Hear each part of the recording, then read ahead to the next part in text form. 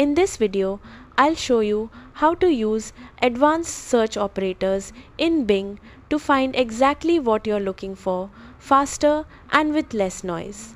Start with quotation marks for exact phrases. When you place quotes around a phrase, Bing searches for those words in that exact order. For example, searching for climate change policy tells Bing to return pages where those three words appear together exactly as typed. This is useful when you know the precise wording you need.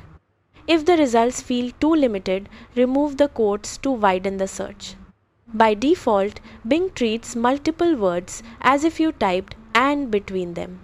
If you search coffee mug ceramic, Bing looks for pages that include all three words.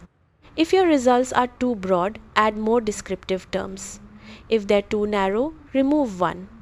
To search for alternatives, use "or" in uppercase between terms. For example, Android or iPhone tells Bing to show results that include either term. This is helpful when comparing options or searching for synonyms. You can think of "or" as widening your search while keeping it targeted. To exclude unwanted results, use the minus sign directly before a word. For example, Jaguar, car helps focus on the animal rather than the vehicle. Be careful not to remove too many terms, or you may filter out useful content.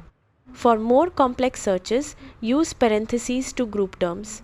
This helps Bing understand your logic.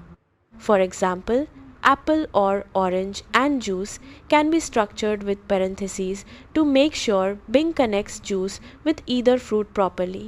Grouping terms step by step makes your search more precise.